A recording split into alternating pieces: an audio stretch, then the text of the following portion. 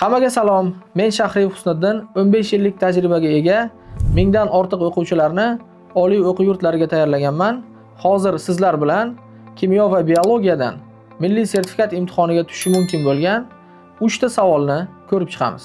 Demak, bu masalada noma'lum alkan va kisloroddan iborat o'rtacha molar massasi 33,5 gram taqsim mol bo'lgan aralashma yondirilganidan keyin hosil bo'lgan aralashma boshlang'ich sharoitga keltirilgandan so'ng aralashmani o'rtacha molar massasi 39,2 bo'lib qoldi.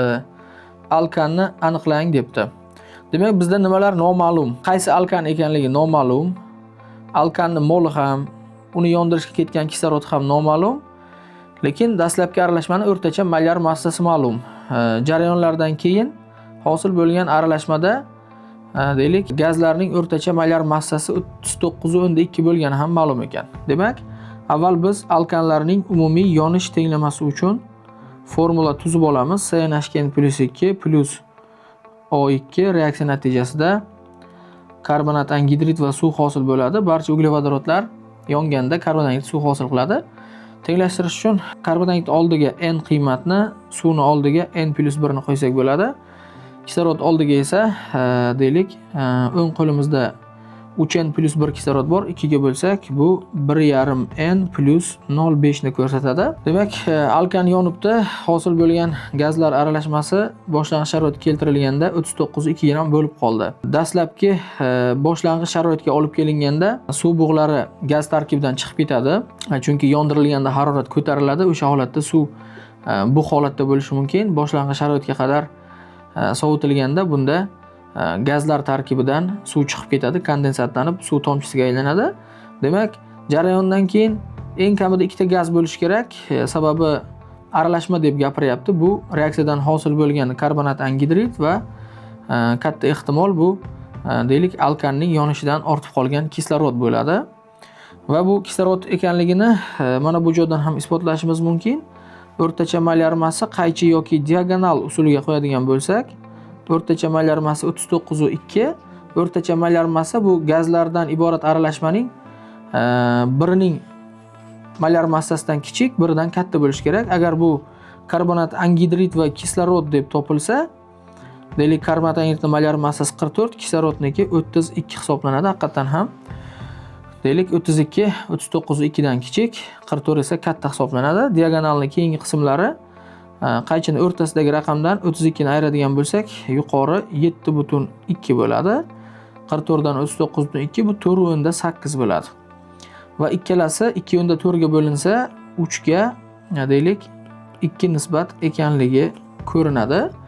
Demak, karbonat angidrid bilan deylik kislorodni mol nisbati 3:2 nisbatda ekan, bu kislorod ortib o'tganligini ko'rsatadi. Endi bizda reaksiya bo'yicha alkan to'liq yongan bo'lsa, 1 mol alkandan n mol karbonat angidrid chiqadi.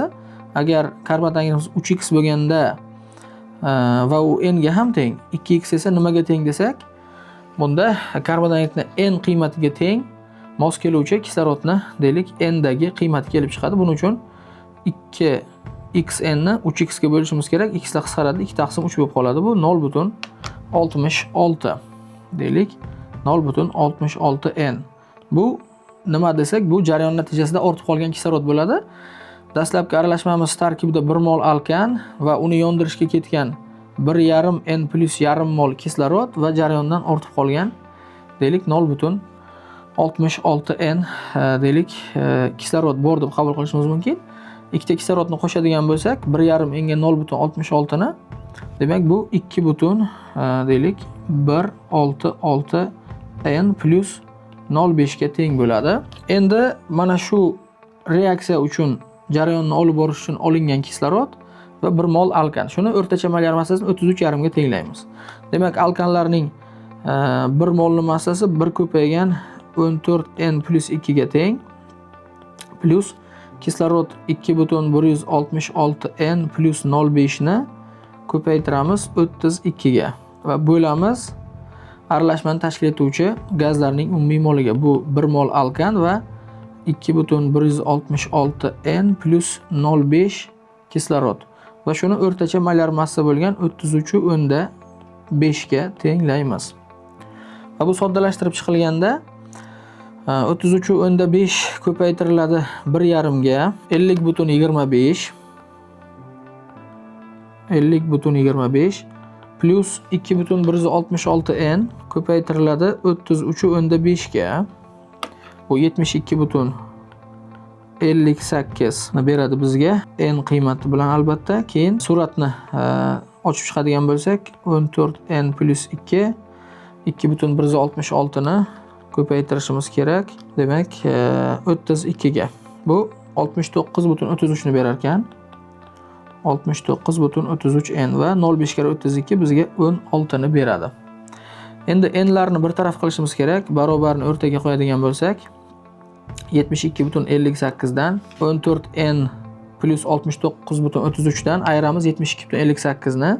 Demak 69,33 ni ustiga 14 ni qo'shsak, o'ng tarafimiz kattaroq bo'lgani uchun 72,58 n o'ngga o'tadi manfiy bo'lib va bundan ayiramiz 72,58 ni.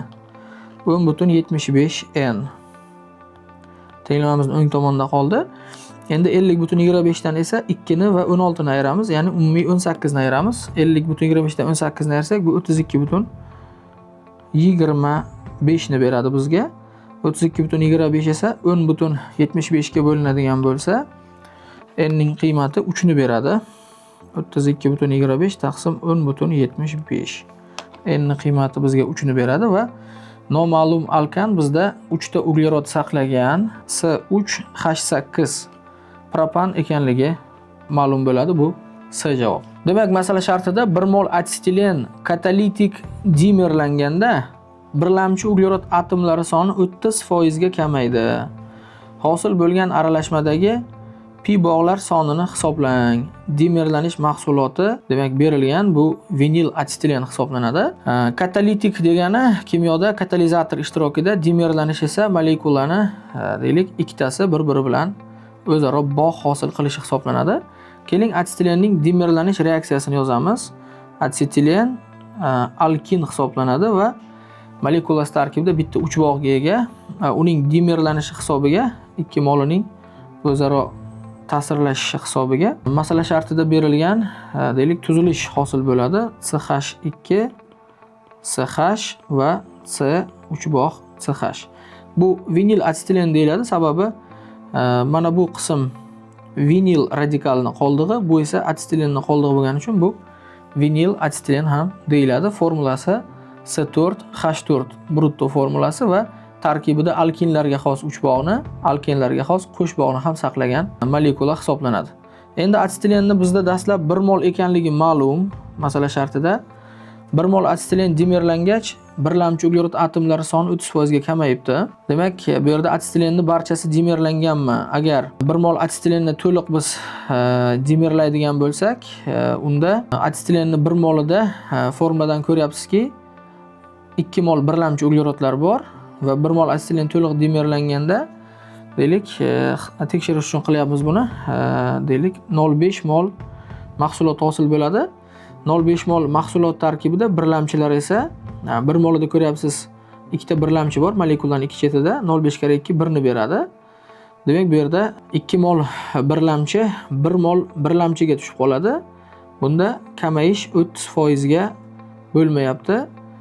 Deylik 2 moldan 1 molga tushib qolyapti. Shuning uchun bu yerda atsetilenning barchasi dimerlanmagan deb qabul qilishimiz mumkin bo'ladi. Demak, atsetilenning barchasi dimerlanmagan bo'lsa, biz bu yerda dimerlanishga uchragan atsetilenning molini X mol deb qabul qilamiz va X mol atsetilendan bu yerda reaksiya natijasida 0,5 X mahsulot hosil bo'ladi. Dastavval atsetilenning 1 molidagi keling birlamchi uglerodlar sonini topamiz. Demak, 1 ko'paygan 2. 2 mol reaksiya natijasida 2 mol birlamchi bor edi reaksiyadan oldin. 1 mol atsetilen tarkibida ular mana bu uglerodlar birlamchi. Yana bir narsani esdan chiqarmaslik kerak. Uglerod birlamchi bo'lishi uchun bitta uglerodga bog'langan bo'lishi kerak. U faqat bitta bog' bilan bog'lanishga majbur emas. Agar 3 bog' bilan bog'langan bo'lsa ham baribir birlamchi bo'laveradi. Chunki nechta uglerodga bog'langanligi bog'liq. Uglerodning necha lamchi ekanligi, nechta bog' bilan bog'langanligi bog'liq emas. Asetilnimizni dastlab 1 molida 2 mol birlamchi bor edi va bu birlamchilar jarayondan keyin reaksiya sodir bo'lib 30% ga kamayibdi. Demak, 2 molning 30% ni topadigan bo'lsak, 0,6 mol birlamchi kamaygan. 0,6 mol kamayish. Demak, 0,6 mol kamayish bo'lsa, biz dastlabki birlamchilardan kamayish bo'lgan birlamchini ayirib tashlasak, 1/4 mol birlamchi oxirgisi ekanligini bilishimiz mumkin. Demak, jarayon oxirida 1/4 mol birlamchi uglerod atomlari qolgan. Endi bu asetilenni formulasiga e'tibor beradigan bo'lsak, 1 molda 2 mol birlamchi bor. Asetilenni jarayondan keyin qolgan moli nimaga teng? 1 minus x ga teng, chunki asetilen dastavval 1 mol edi. Uni dimerlangani x mol bo'lsa, demak jarayondan keyin qolgan asetilenning moli 1 minus x ga teng bo'ladi va uni biz 2 ga ko'paytirsak, jarayon oxirida idishda sarflanmay qolgan asetilendagi birlamchalarning molini beradi, plus unga qo'shamiz hosil bo'lgan mahsulotdagi birlamchi uglerod atomlarini. Mahsulotimiz ko'rinyaptiki 0,5x hosil bo'lgan mahsulot tarkibida birlamchi uglerod 2 ta. Demak, biz 0,5x ni ko'paytirib 2 ga tenglashga haqqimiz bor oxirgi birlamchilar soniga 1/4 ga. Endi bu ochib chiqilsa agar 1 minus x ko'paygan 2 bu 1 ko'paygan 2 minus 2x plus x barobar 1/4. Demak, barobarni o'rtaga qo'yadigan bo'lsak, 2x dan x o'ng tomonga o'tib ayirish bo'lib o'tadi. 2 dan 1/4 ayriladi bu. Demak, 0,6 ni beradi. X'imiz 0,6 ekan. Demak, x deb biz nimani olganmiz? Asetilenni molini olganmiz. Demak, asetilen 0,6 mol reaksiyaga kirishgan bo'lsa, demak asetilendan jarayon oxirida 0,4 mol qolgan. 0,4 mol asetilen qolgan va hosil bo'lgan dimerlanish mahsuloti 0,5x ifodaga teng edi. X 0,6 ga teng bo'lsa, 0,5 kara 0,6 bu deylik 0,3 ni beradi. 0,3 mol reaksiya natijasida deylik vinil asetilen hosil bo'lgan C4H4. Endi masala shartining oxirida hosil bo'lgan aralashmadagi pi bog'lar sonini hisoblang debdi. Pi bog' asetilenda bor, 1 molida 2 mol. Demak, biz 0,4 ni ko'paytiramiz 2 ga. Bu asetilenni 0,4 molidagi pi bog'larning molini beradi va 0,3 ni ko'paytiramiz vinil asetilendagi pi bog'lar soniga. Molekulaning tuzilishiga qaraydigan bo'lsangiz, buni tarkibida 3 ta pi bog' bor. Bittasi mana, qolgan ikkitasi mana. 1 molida 3 mol bo'lsa, 0,3 molida 0,3 kara 3 bo'ladi albatta. Demak, 0,4 kara 2 0,8, 0,3 kara 3 0,9. 0,9 ga 0,8 1/7 ko'paygan Na ni beradi. Demak, ki javob 1/7 ko'paygan Na bu D javobda berilgan. Demak, biologiyaga doir ushbu masalani ko'rib chiqamiz. Energiya almashinuviga doir masala so'nggi yillarda milliy sertifikat imtihonlarida aynan energiya almashinuviga doir masalalar har doim tushib kelyapti. Masala sharti noma'lum miqdordagi glyukozaning 1/5 qismi spirtli achidir. Qolgan glyukozaning yarmi chala, qolgani to'liq parchalandi deyapti. Va jarayonlar natijasida umumiy 56 mol karbonat angidrid hosil bo'ldi, 328 mol ATF hosil bo'ldi. Glyukozaning to'liq parchalanishida issiqlik sifatida tarqalgan energiya miqdori kilojulda so'ralyapti. Demak, masala shartdan ma'lum bo'lyaptiki, glyukozamiz 3 ta qismga bo'lish mumkin glyukozani. Bu glyukozaning spirtli achigani, demak, glyukozamizni necha molligini bilmaymiz, lekin 1/5 qismi spirtli achibdi. Keling, glyukozani o'zimizdan 5x ifodaga tenglab olaylik. Glyukozamizni deylik spirtli achigani 5x ning 1/5 bo'lsa, deylik x mol spirtli achidi. Spirtli achishga demak x moli uchrabdi. 5x ning 1/5 qismi hisoblanadi va qolgani, ya'ni 4x yarmi chala, yarmi to'liq. Demak, xo'p, chala parchalangani deylik 2x bo'ladi. To'liq parchalangani demak 4x ni ham qolgan yarmi bo'lsa 2x bo'ladi. Demak, glyukozamizning umumiy parchalanish moli 5x mol, uning 1/5 x ni beradi spirtli achigan. Chala va to'liq parchalanganlar qolgan 4x ning teng yarmidan bo'lgan 2x. Va jarayonlar natijasida 56 mol karbonat angidrid hosil bo'ldi. Spirtli achish jarayonida glyukoza 9 biologiya darsligida glyukoza mikroorganizmlar ta'sirida spirtli achish ham mumkin. Bu kimyoda ham juda ko'p keladigan reaksiya bo'lgan. reaksiyadan etil spirti va karbonat angidrid chiqadi, 2 mol ATF ham chiqadi. Xo'p, reaksiyani tenglashtirish uchun mana bu qiymatlar qo'yiladi. Endi glyukozamizni spirtli achigani x mol bo'lsa, reaksiyadan ko'rinyaptiki, 1 mol glyukoza o'zidan 2 mol karbonat angidrid chiqaradi, x mol glyukoza esa bu yerdan 2x chiqaradi. ATF ni ham deylik 2x chiqaradi. Demak, spirtli achishdan hosil bo'lgan deylik karbonat angidrid 2x, ATF ham bu jarayondan 2x bo'ladi. Yana nimalar berilgan? Karbonat angidrid ham hosil bo'lgan. Karbonat angidrid spirtli achishdan hosil bo'lishi mumkin va glyukozaning to'liq parchalanishidan hosil bo'lishi mumkin. 1 mol glyukoza to'liq parchalangan vaqtida o'zidan 38 mol ATF chiqaradi. 2x esa 2x kara deylik 38, ya'ni 76x hosil bo'ladi ATF. Karbonat angidrid esa glyukozani 1 molidan 6 mol chiqadi. 2x molidan esa 12x karbonat angidrid, bu esa ATF edi. Bizda chala parchalangan glyukoza esa o'zidan karbonat angidrid chiqarmaydi, sut kislota hosil qiladi, 2 mol ATF hosil qiladi va chala parchalangan glyukozani 1 moli o'zidan 2 mol ATF chiqaradigan bo'lsa, 2x albatta 4x ATF chiqargan bo'ladi. Endi bizda umumiy karbonat angidridning moli va umumiy ATF ning moli bor. Deylik, karbonat angidridni yig'indi moli nimaga teng bo'ladi bu holat uchun?